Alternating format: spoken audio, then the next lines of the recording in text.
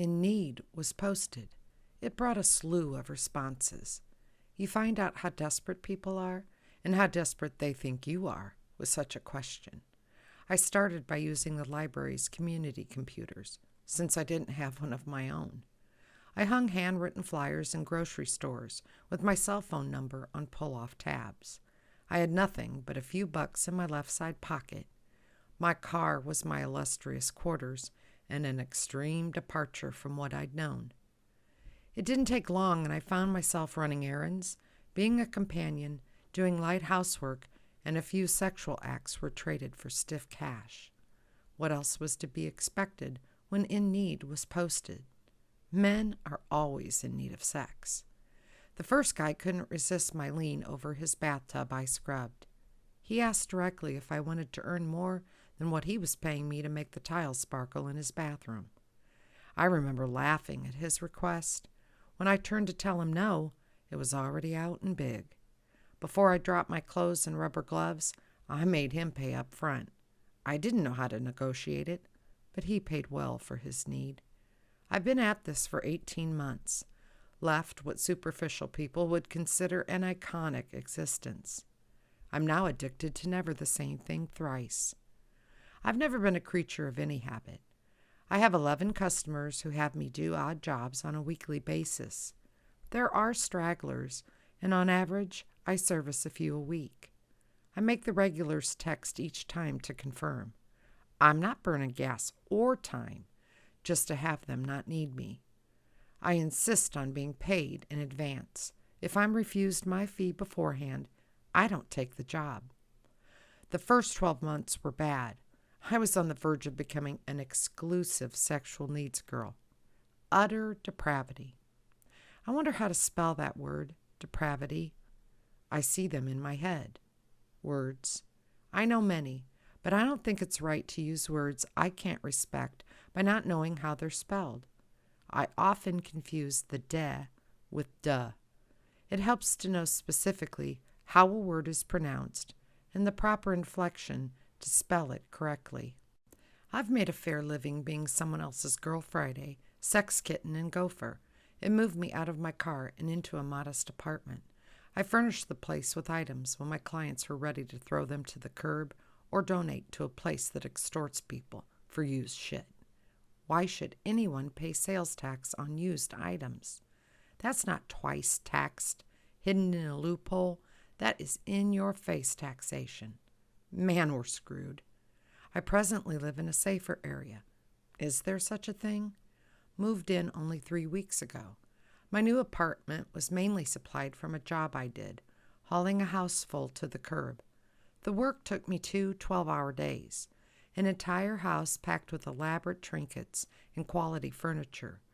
I know all about finer things, and my apartment hosts several works of art and a well-built couch. I'm not into hoards, but the things I took were exquisite and unsuitable for a city dump. I have them in honor of the dead woman. There was no one to cutthroat another for her estate, and I hold a specific respect for the deceased. Off the doles of society is an anonymous place. I've lost track of the time I've drifted.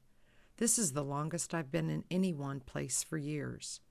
I punched a clock when I first wandered, but working for myself is better. It's not hard to vanish. I drive carefully not to get pulled over. I stay at the posted speed limit and keep every light on the car functioning to detract attention. You can't fake who you are with the law. They have resources to exhume the details, even without a valid driver's license. All the needs are performed at my discretion. When my services are needed, they simply text my prepaid phone the date, time, and need. The obsessed can blow it up forever, but I ignore them easily. I don't care how much I'm paid. I won't visit the same sexual request more than thrice. And kinky isn't tolerated. I'm not clipping shit to my private parts, and I'm not into getting beat. I'm not providing the service of sex much now. Some of the jobs are bizarre, and if the need is too odd, I won't do it more than once. Like the artist who wanted to practice his airbrush skills on my bare body. The fumes made me high. I'm useless high. I sat twice for Mr. Derringer, who used me as a model painted on canvas. We're still negotiating the nude sitting. He gets his jollies from the excitement of the wait.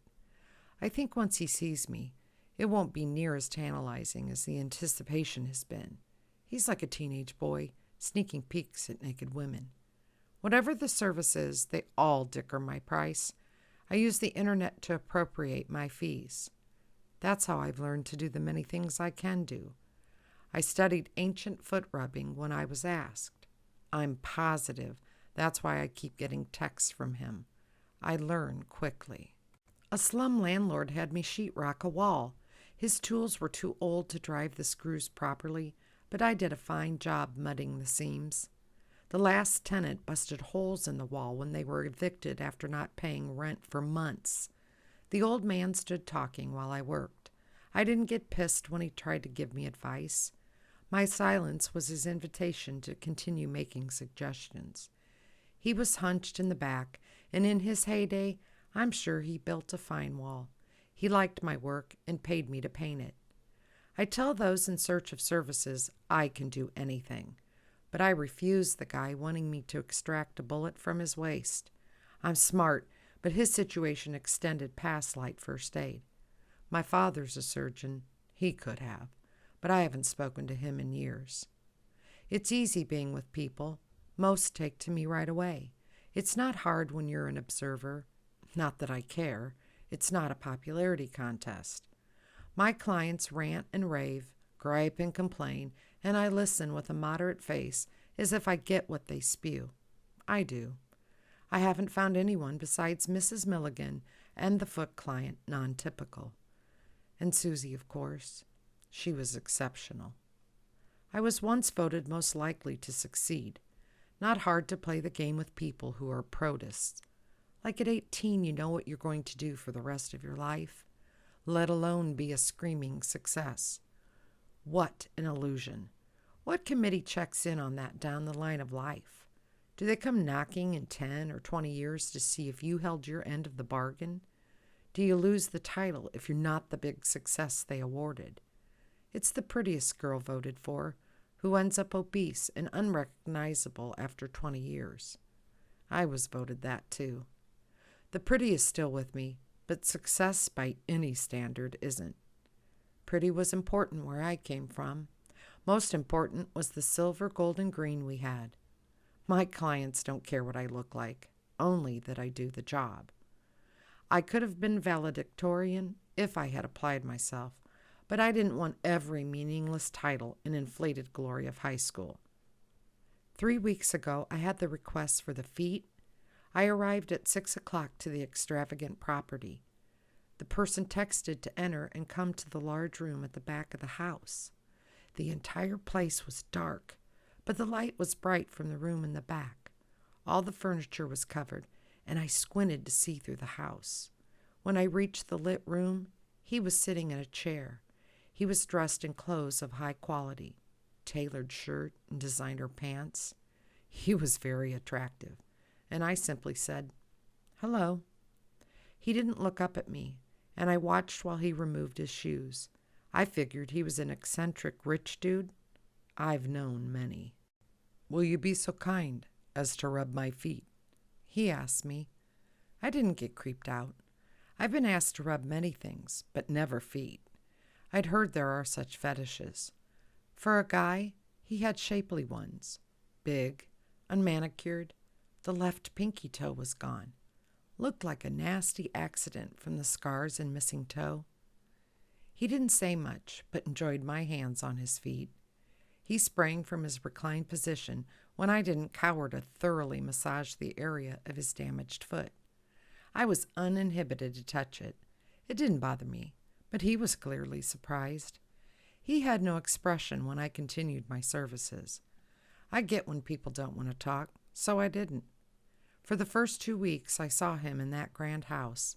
When it was sold, I met him at a ranch just outside of town. I've been there this week every other night at 6 o'clock. I like this guy.